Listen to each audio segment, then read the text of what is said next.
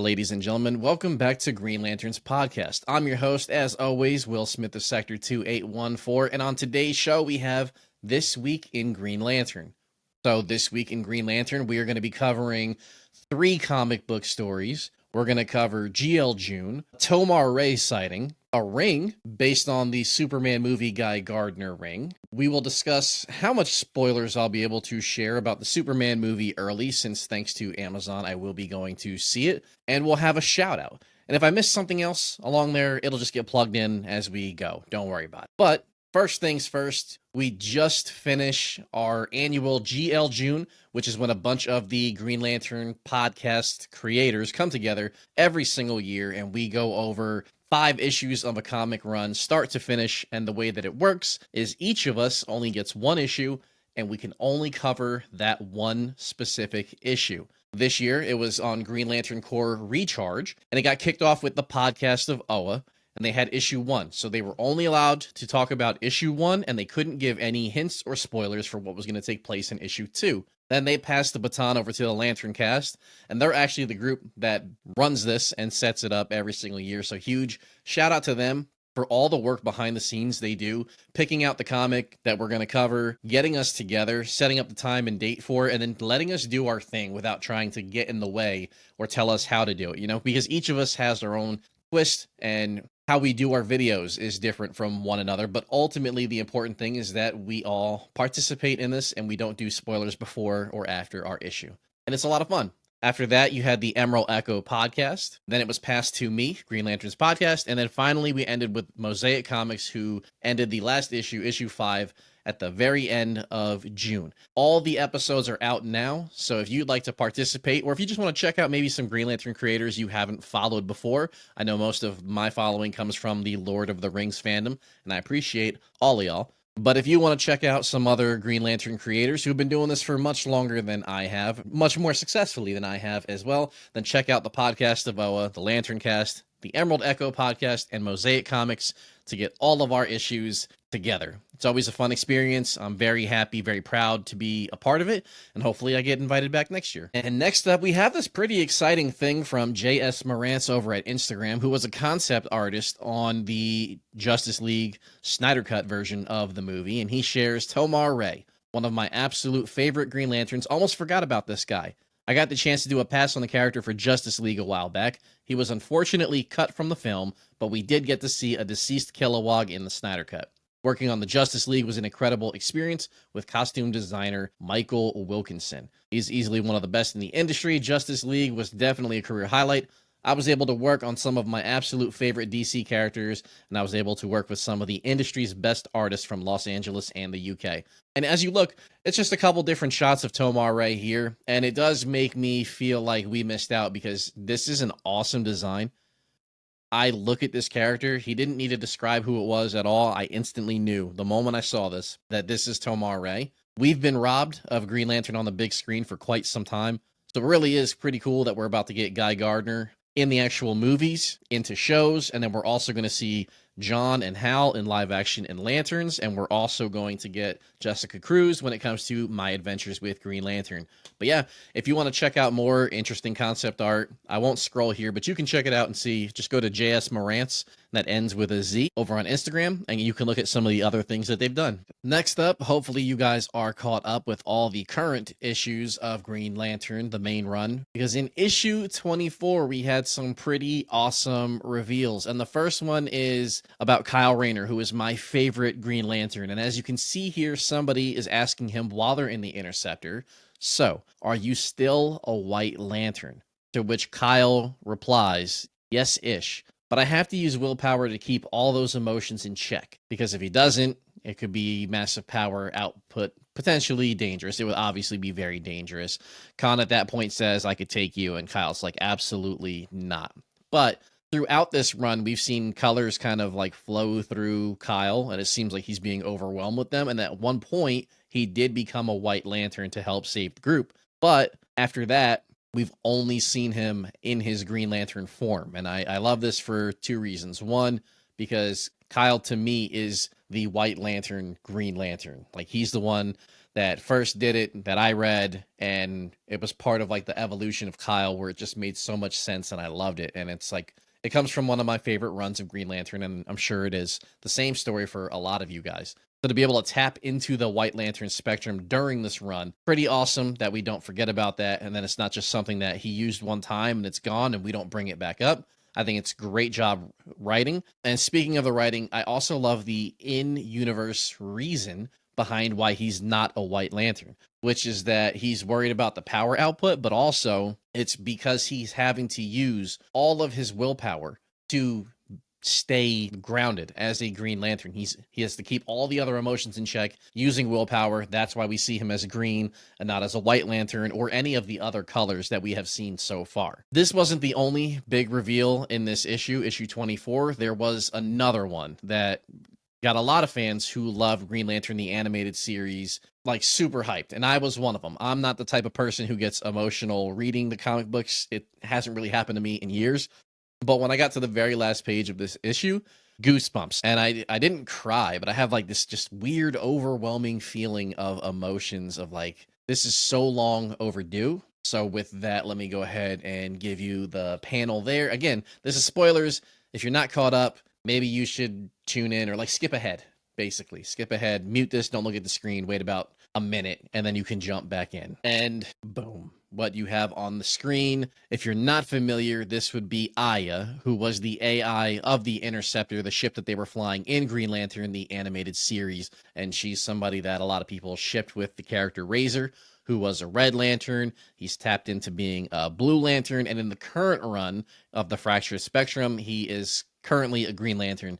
So now that Aya is back, really, really hoping that she finds her way to link up with Razor, and we can kind of get the continuation of the story from Green Lantern, the animated series. Jeremy Adams, who writes this story, also worked on Green Lantern, the animated series, which would be why this makes total sense to include this character. I thought Jeremy is a phenomenal writer from well before this. I was very happy to see him put onto Green Lantern the actual main run. And as this story has progressed and there's been less tie-ins that he's had to do with other stories that DC was pushing out, this is the issue for me that solidified him 100% as the guy I want writing Green Lantern for years to come, if it's possible. I know DC gave him an exclusive deal to write just for them, but I hope, maybe it's not what he wants, but it's what I want, for him to just continue writing the main run of Green Lantern for as long as humanly possible. Moving on to our second of 3 comic books that we're covering here. It is Absolute Green Lantern. We are up to number 4. This is an ongoing series, just like Green Lantern, the main run.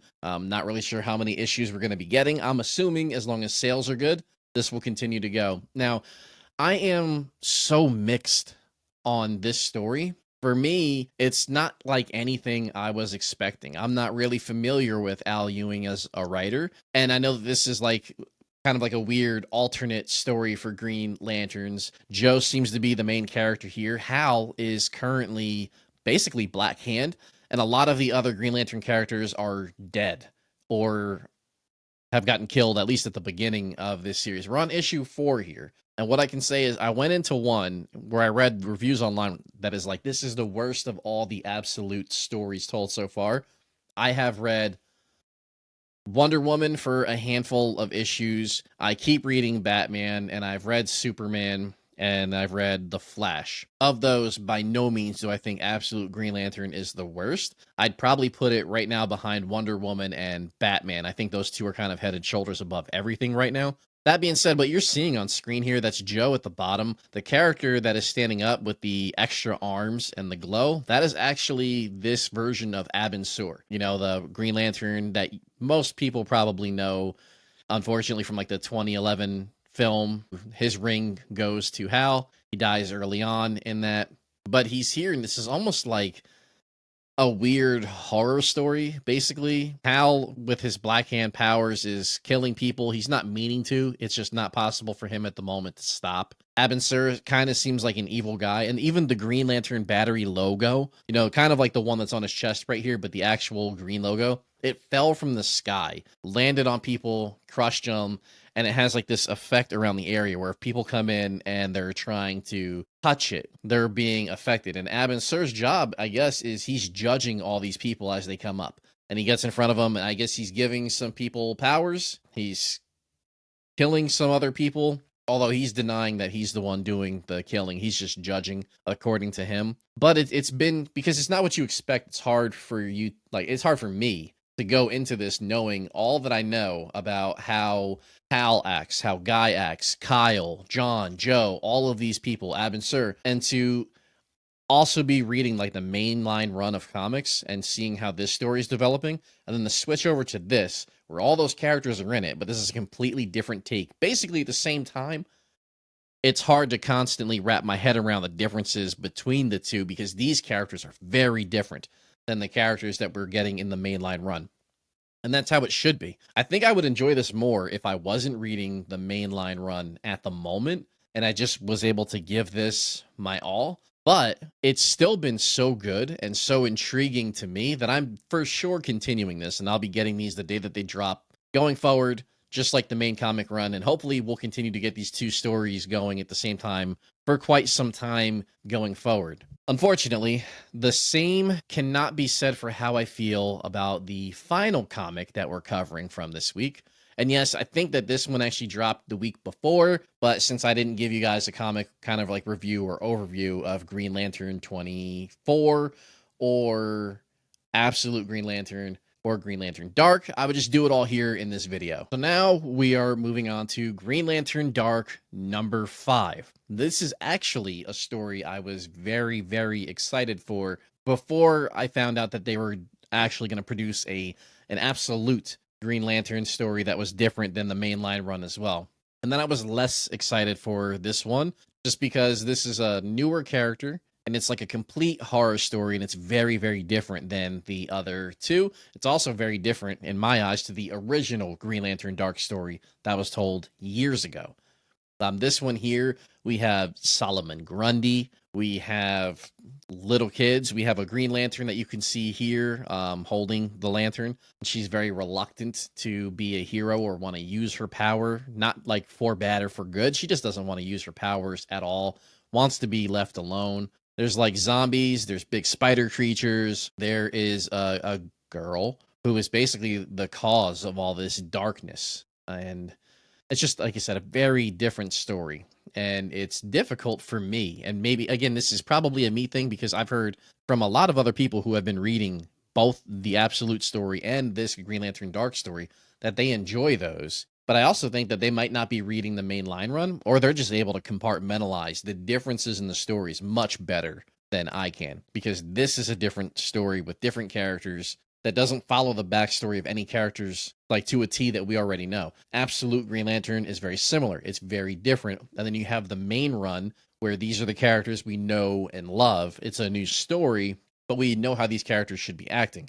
So to be reading all three of these at one time, every month basically, or every other month, depending on which run it is, it's hard for me to keep up with everything. In this story here for Green Lantern Dark, there's like a Batman figure who speaks to the bad guy and is trying to help the good guys. This character here, this Green Lantern, who doesn't want to use her powers, has to be convinced by this very, very young girl that you can see by the fire here that she should be using her powers for good. And she has to repeatedly either put herself in danger or give motivational speeches to our Green Lantern to get them to act in a manner that you would expect them to. The world is basically engulfed in darkness. This is issue 5. This is a limited series. We're only getting 7 issues. So while I'm not as hyped for this one, I've been through 5 issues already. I'm going to see it to its end.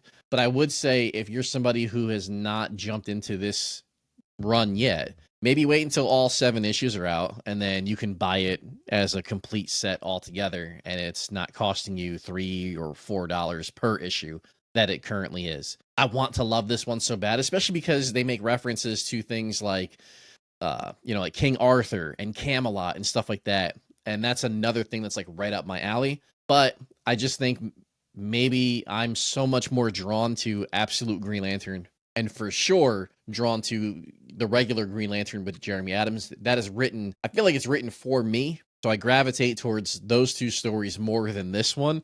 Plus, I also know that it's limited, so it almost feels like, I don't know, it almost feels like I'm going through the motions just to get through it, even though I know the story is not for me. I kind of thought the same thing with Sinister Sons, for those of you who read through the little bit that we got of that. But then again, we had another limited series that was Alan Scott, the Green Lantern. And for me, that was Green Lantern run of the year when that came out. I thought that, like, start to finish was such a great story. There were new characters, old characters. I love the backstory that they were telling. Tim Sheridan is a phenomenal writer, and I wish DC would give him more work at this point, because that Alan Scott story to me is like the one that I recommend for people now. But that's the 3 Green Lantern runs going on right now. If you're not reading the mainline Green Lantern run, you 100% should be. If you're not reading Absolute Green Lantern, I would say with like 80% confidence, I think that if you read that, you'll like it. For me, this one is a harder sell. I'd say that this is closer to like 50%. Like, if I recommend it to you, I'm not sure if you're going to like it or not. Personally, I think that this story isn't for me, but there's still 2 issues left to go where things can, like, it's not bad. I want to say that too. It's not a bad story. It's just not as fun for me or emotional for me as the other 2 that are currently out. Moving on here, the next little bit of news is that the Ring Foundry finally released their, or maybe not released, it might not be fully out yet. I think it is. It takes 4 to 8 weeks to create and get to you if you choose to order this. But this is their take on the Guy Gardner ring from the Superman movie, and it has a glow. I'll click a couple of the pictures here, see if we can see. I guess I can't show it in better. Apologies there. I should have done a better job beforehand. But it does have a glow. It looks like a very sturdy, well-made ring. Don't have any knocks there. My only thing is that this is going to set you back $299 US, and that does not include what it will cost to actually ship to you. On the flip side, let's see if I can show you, I mean, because you can see this one on the screen here. Let's see if I can stop sharing screen. Yep, just get me big. On the other side, we have this Guy Gardner Superman ring. This one comes from the actual DC shop. This one will set you back like $50 instead of $299. So just, it's your money. Can't tell you what to do with it. I'm not going to recommend one or the other, but if you're frugal, I would definitely say go ahead and snag this one. Again, it's not going to glow. I don't know how much the Ring Foundry one's really going to glow either anyway, but I would, me personally, I'm going to get this one. I already got it, obviously. I'm not going to pick up the Ring Foundry one, but if you are somebody with that kind of cash and you love the other stuff the Ring Foundry has made, because they have made some really awesome stuff, that's maybe something you would want to look into. Either way, it's new Green Lantern merch that is approved, so I just want to make sure to share it with you. And I guess while I have them out and I'm showing off some other rings, I also have this awesome Kyle Rayner one from way back in the day. And this one isn't super fancy. Check that bad baby out. Right? He's pretty cool. Kyle Rayner, favorite Green Lantern, greatest Green Lantern of all time in my eyes. And then recently, somebody reached out and they hooked your boy up. Try to show it as best I can here. The DC Comics trademark. Nice little Green Lantern logo from the 2011 film here. And then it said back when it released in theaters, June 17th. And maybe if you get a little peek here. Look at that glow. What? Let's do it again. Ooh, look at that glow. That one's a good looking ring right there. This is from the movie. I think these were sent to press. And somebody who is a collector who has been dumping their Green Lantern stuff on me the past couple of weeks asked if I would like that as well. Just had to pay for shipping. So huge shout out to them. That is an awesome thing for me to be able to collect. Props to you. Moving on. And boom, Superman early screenings are available for Amazon Prime members. I checked this the day that it came out and they were all sold out. Luckily though, I do have some connections with the folks over at Prime Video and they were able to get me tickets to see this early. So I think on the 8th, which will be Tuesday, I'll be checking this movie out, and I'm going to release a spoiler-free video on my take on the movie, just for backstory for folks who maybe this is your first time tuning in.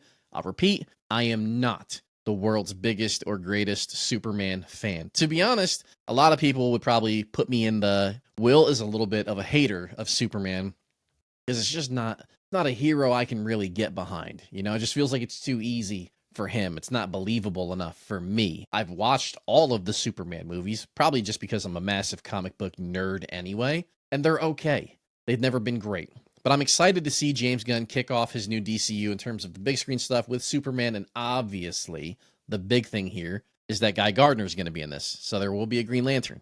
So I'm pretty hyped to check that out. It's going to be me and the fiance going to see it. Her parents will come over and babysit the baby while we're doing that. And hopefully it's a great time, and ideally I'll be able to come back to my channel and tell you guys how much I enjoyed the movie, and especially Nathan Fillion's version of Guy Gardner, written by James Gunn, because we're going to see him in Peacemaker, we're going to see him in Lanterns, and this will kind of give us an idea of maybe what we can expect from him going forward. And I'm just pumped. I don't go to the movies often, so this will be nice and fun, but also 2011.